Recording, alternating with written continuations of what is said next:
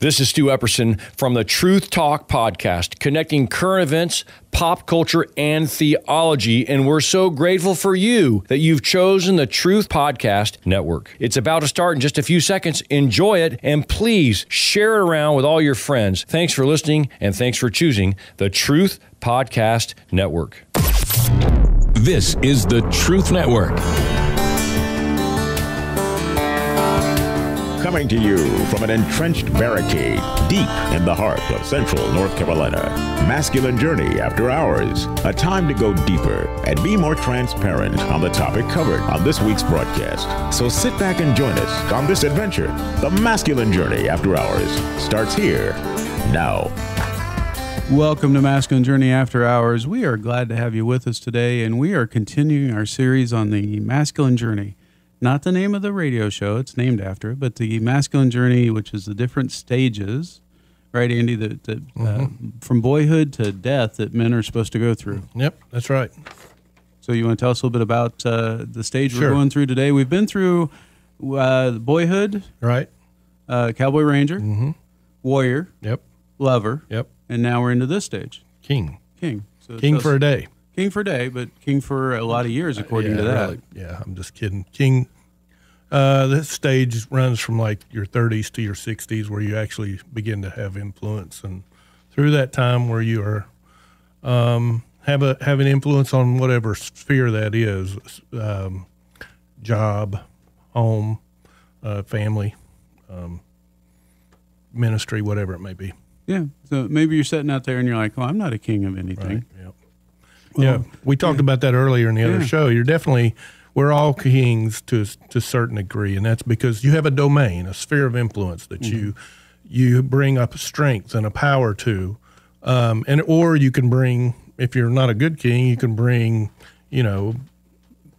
poor attributes. It could be, you could be a harsh king, you could be a controlling king, which I'll raise my hand for that one at times.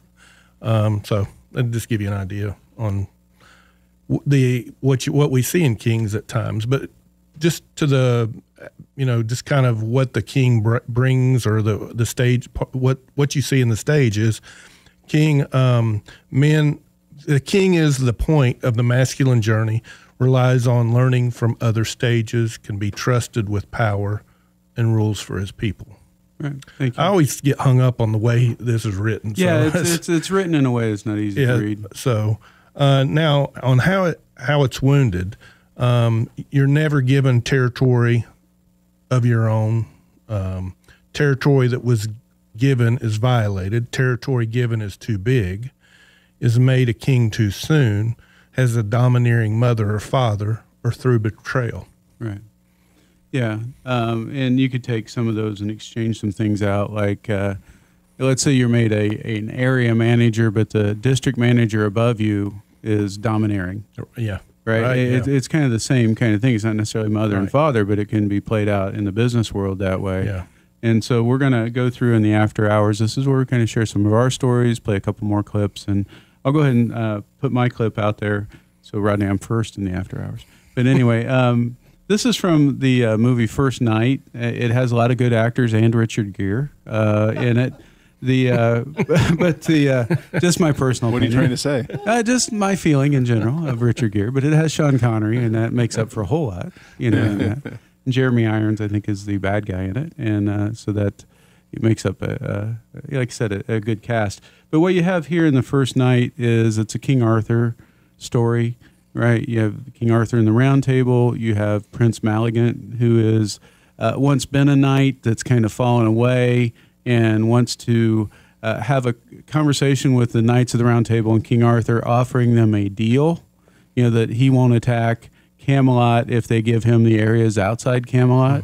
And so that's where we pick up the story, and we're going to listen to how Sean Connery as King Arthur really does an amazing job of being a king here. Your hand on it. We'll all live together as friends. You offer me what isn't yours to give.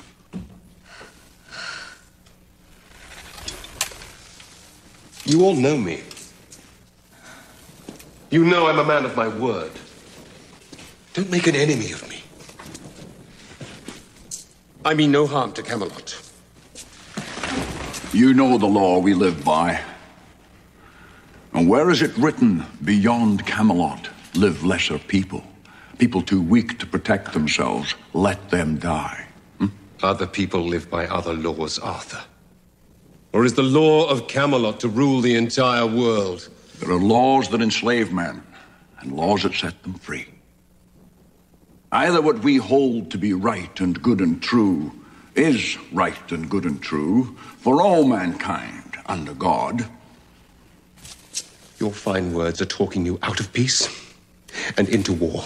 There's a peace that's only to be found on the other side of war. If that battle must come, I will fight it. And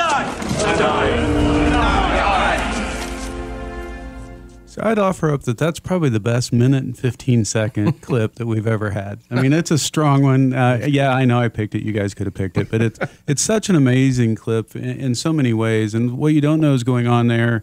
Guinevere, the wife of King Arthur, her family and people are from outside of Camelot, right? And so those are the ones that Prince Maligant was going to go attack and kill, right? And so he's fighting for the heart of his bride, of his beauty. He's fighting for the people. He's doing the right things for the right reasons, you know. And that's the kind of king that I want to be in all situations. Yep. You know, I think, you know, for me, there are times that I've been able to do that, and times I've definitely not done well with it. Yeah, I was talking off air a little bit ago. The same dad, it was the same physical person being me, but the same dad that raised my oldest, Rachel, is not the same dad that raised my youngest, Eli.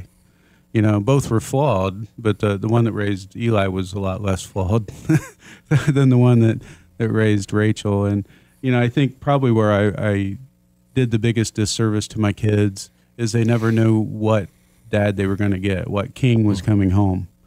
Was it the guy that's going to be in a good mood, jovial, playing around, having fun, or the guy that snaps at him the first time that something doesn't go the way I think it should?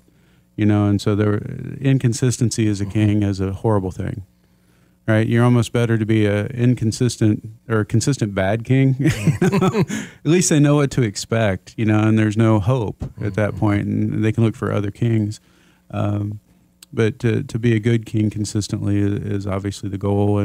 And where you become a good king, it's not, yes, it's through effort, but it's leaning into God, and it's getting the healing, it's getting the wounds and stuff that you have attended to and healed through those, right? All the stuff we talk about at a boot camp. That's why we're so on about these boot camps, is that's where it helps you become better kings, you know, in your life out there. I'll share one more quick thing and maybe more later, but in my career, when I look back at my career, I've had both good kings and bad kings that I worked for. You know, before I really kind of got my own area bigger than the sock drawer, as we joked about on the last show. Honestly, I learned more from the bad kings than I did from the good kings, because the good kings just do it so effortlessly. You don't recognize it. It just kind of flows and it happens. But the bad kings, you see that it's missing. And it does forge something in you that says, I don't want to be a king like that. Yep. I may not know how to do it, but I know that's not the way to do it. Right. Right. So as you look back at the kings that's kind of been in your life and all that, let God kind of peel back and say, okay, but what did you really learn from them? Right. And help you be a better king from both sides of that equation. Okay. Yeah. And I'd say when you talk about the good and the bad kings, there are so few good kings that they just seem to stand out more. I struggle to say where did I learn more, but because I had so many bad examples that you could kind of go through and cite in your life, and you know, things that weren't where they maybe should have been. Because again, a lot of it comes down to pride, arrogance, selfishness. It's about me and doing that kind of stuff, especially in the business world. Less in the family world that I've seen that, so it's been fortunate not to have to really go through that on a really bad scale in the family. But as far as in the business world, you know, you just see bad king after bad king after bad king, and just all about me and promoting me and where do I need to go, instead of worrying about, well, let me build up those underneath me so that whether I'm here or I'm gone, everything runs well. Yeah, it makes sense. I would say that although you see it more clearly when it's in the business world, the impact is more drastic in the private. When the private's bad, Yeah. it's real bad. Yeah, I mean, Yeah, it's big a lifetime, Yeah. kind of thing. You see all these kids where they're good at sports and their love's stripped away because the dad's living through them, Yeah. right? That type of thing, and just on and on and on, and abusive fathers and verbally, physically, all those kinds of things. That's the wounds. Absent fathers. Yeah, That's it's the a wounds wound. we're talking about healing. Yeah. Is because of poor kings in the family. Right, or unhealed men that Right, weren't yeah. able to do it at that point. Yeah. Right. And I'd say, like, my dad was just didn't have any emotional ties, or didn't really purposely, intentionally teach me things. Just, I learned through kind of osmosis, just listening to him talk to others about stuff, or him and my mom talk about topics. And I picked up on, oh, this is what's right and wrong. But I wasn't really like, hey, Rodney, sat down and talked to. Mm-hmm. So that's where, if you go through the boyhood stage, most of the beginning, I'm pretty good boyhood.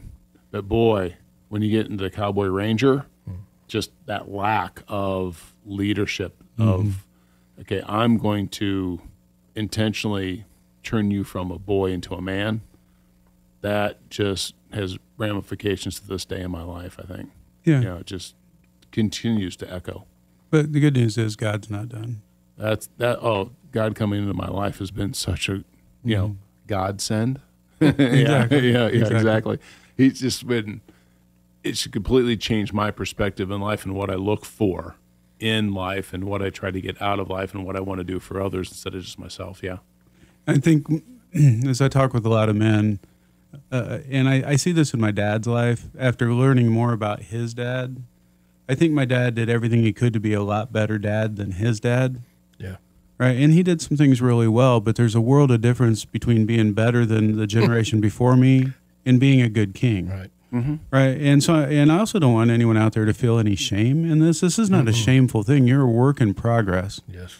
Right. And so God can come in and work on those areas and bring you to a place of being a better and a better and a better king until you are a good king in those areas.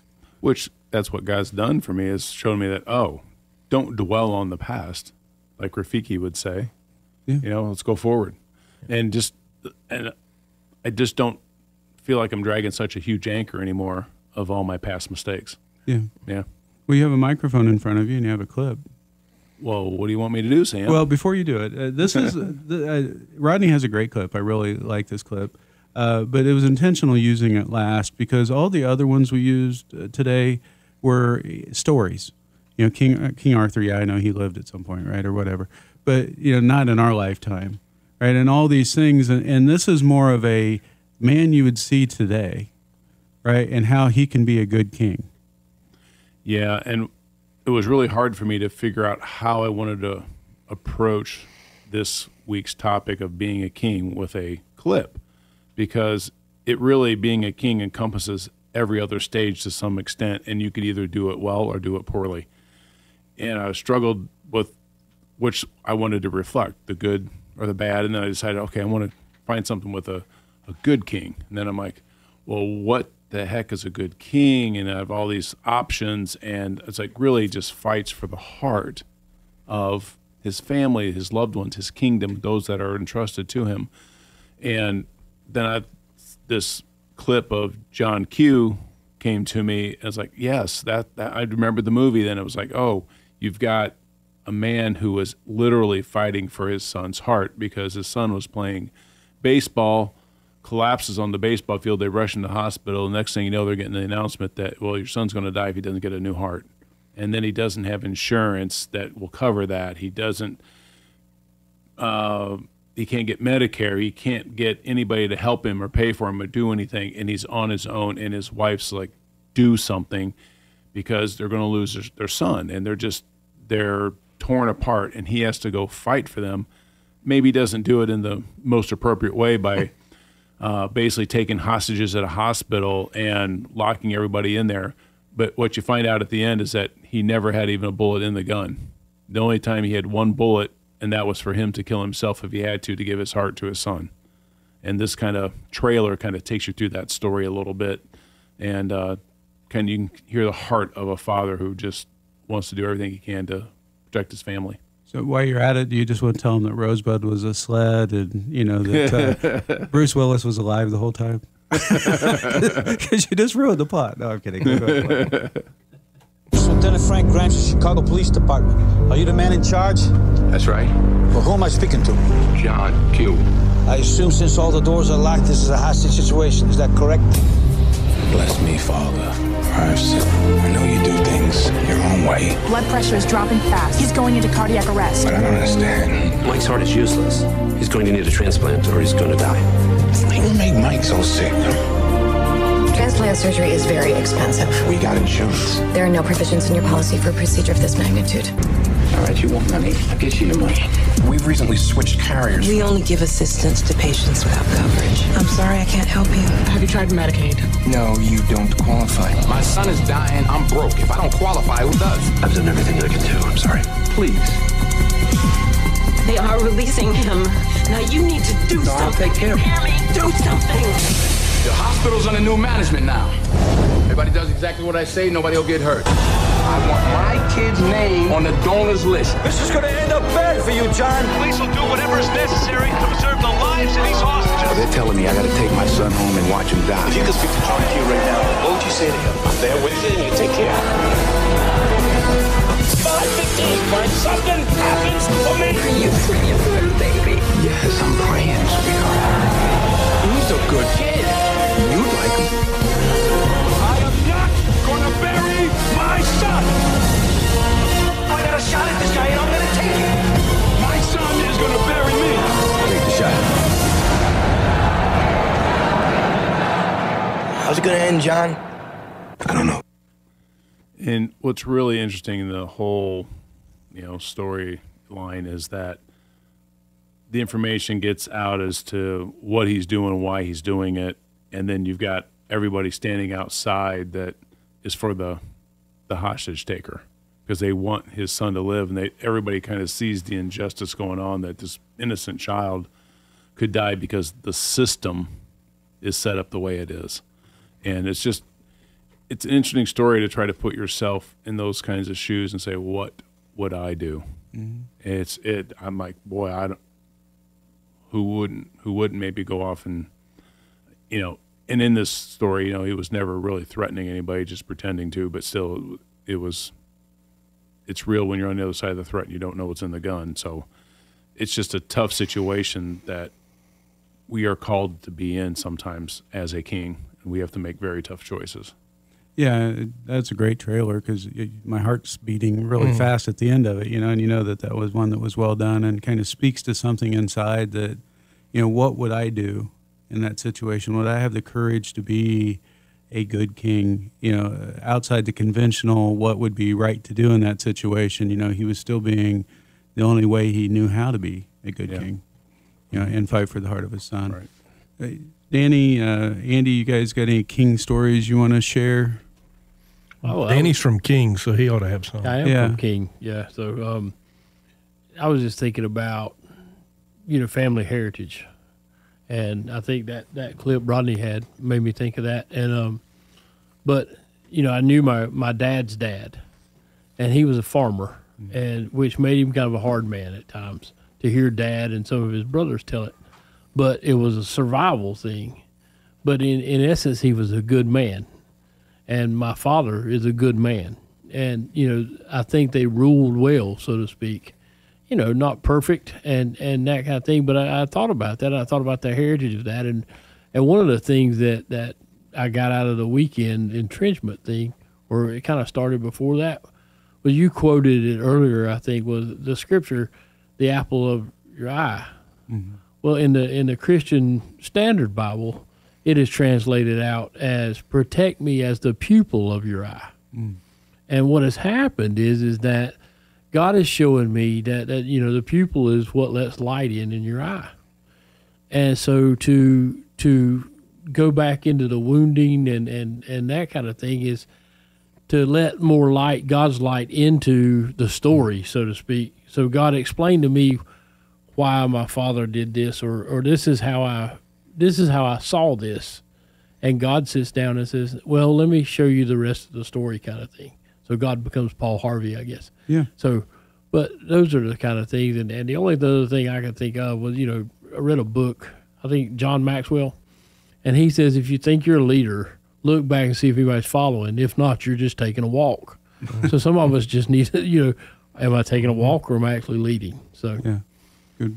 Andy? Probably mine was, I'm just, I know that I didn't always lead well in the family and wasn't a good king there, but one that just really sticks out to me because it really contributed to kind of how I ended up here, and was that maybe I was made a king too early. I became a manager in my mid-30s, first line manager, but I really liked that, and that was kind of, I felt like I had some influence and some say, and I felt like a lot of times I came up through the ranks to identify with people, and but I also thought I was probably the smartest guy in the room a lot of times. And shortly after I got that position, we outsourced. I lost that position, stayed with the company, went to another one, came back, thought I was going to be put back in a management role. And I used to tell people, I don't care about the money and stuff. I just want some influence. I want to be able to, I want people, but a lot of it probably got into pride, and I wanted to be the smartest guy in the room. And for whatever reason, I was qualified, people liked me, or for whatever reason, that just never happened. And I got tired of waiting. And I think God led me into this position I am. Well, I just kind of started out, I'm just an individual contributor. And I realized it was a lot about that time, started hearing Morgan talk about taking the lowest seat at the table and just kind of stepping back. And God has blessed my life so much since then. And I've realized that, that the leadership isn't about being the smartest guy in the room. It's not about, even influence to just people to do your whim. It's about understanding people. But I've had opportunities to go for more roles within my company, management and different stuff, and I just didn't really put myself out there. Not that I won't eventually make that. I think Morgan says that God wants to give power to men, but he wants to he wants to know that he can trust them with that power. And I think in time maybe, but that is not my dying need, is to be a manager or a king in an area. I do not have to lead people to lead people. Exactly. Well, most often your most effective leaders in an organization are not the people in charge, right? It's other people in the organization that are truly the leaders that set the tone. I don't know if Confucius said this, but he should have. Too soon old, too late smart. And I think that applies in my life, and I thought I was being a really great father compared to the fathers that I knew when I was growing up. And I have one son that kind of agrees with that, and one that says you stunk. Mm-hmm. And so here again, I find a lot of comfort in that saying, too soon old, too late smart. It's probably a fortune cookie. It might have been where you saw that. If it's not, it should have been. It should have been, exactly. It would fit on there perfectly along with some numbers that just mean nothing to anybody. So question, where can we look to see the attributes of a good king? What's the Sunday school answer? Jesus. Jesus, right? Did you ever think about he's called King of Kings? Lord of Lords. Lord of Lords, right? So if he's the King of Kings, it means he's the best at being the king. Amen. Right. So what's some attributes from Jesus? Andy, do you want to say something else? One thing I wanted to add to that, though, is the fact that, does the Bible really call us kings? And absolutely it does. In Revelation 1:6, let me see if I can get this up here. No, wrong place. So it basically says he, and hath made us kings and priests unto God and his Father. So King of Kings would be king of us, right? As his children. Yeah, and it also talks about in Revelation 12 where when the devil is cast down, right? I think it's referred to as kings there, and that would be us. Mm-hmm. Yep. Yeah. So when you think about the King of Kings, right, what's some attributes of Jesus that would be good for us to emulate? Well, there's many attributes, but I go back to Danny's clip of, you've got Simba looking in the water and the Father speaking into him. So I think of, the baptism is one place in the Transfiguration. This is my Son in whom I'm well pleased. Follow him. Listen to him. That is just you can, in Danny's clip there, I just couldn't get off that, because it's like you have a son who knows exactly who he is. That's the perfect story, right? And you're talking about these attributes. It's like, this is the son who knows exactly who he is in the father's eyes, and the father who's telling them exactly who he is. That perfect relationship between those two. And with the Holy Spirit, we get it revealed to us that, oh, this is who the son is, what the son has done for you. But just that pure sacrifice is where I would probably even start. I mean, you got the holiness and other things, but it's just that he came here in flesh to die for us sacrificially and gave everything for us. That, we who were his enemies, he loved us before we were ever his. Right. For me, compassion. Mm-hmm. And I've shared this story before, but when he reaches out and he touches the leper before he heals him, because he understands the leper has not been touched in years and years and years, and that would make other people unclean, and Jesus doesn't care because he wants to attend to his heart before he attends to his body. Mm-hmm. Right? And just that level of compassion, I want to be able to emulate that and show that to others. He was not influenced by popular opinion. And we talk about it somewhat, but the reality of it is I always think about the story where he says, we're going to Jerusalem, and Thomas says, we'll go and die with you. So, this is a bad idea. Yeah. But, popular opinion didn't drive Jesus anywhere. He did what he heard from the Father. Right. Andy?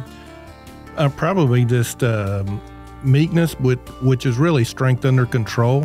I mean, he, in all situations, even though he moved in strength, he also did it in love. So, yeah, and I would throw in there real quickly just honesty, speaking truth in love, right? How important that is to be very honest, but in a loving way. Go to masculinejourney.org to register for the upcoming boot camp coming up November 17th through 20th. Again, that's masculinejourney.org. Next week, we will finish this topic on the stage. Can't wait to talk about it. We'll talk to you next week. This is the Truth Network.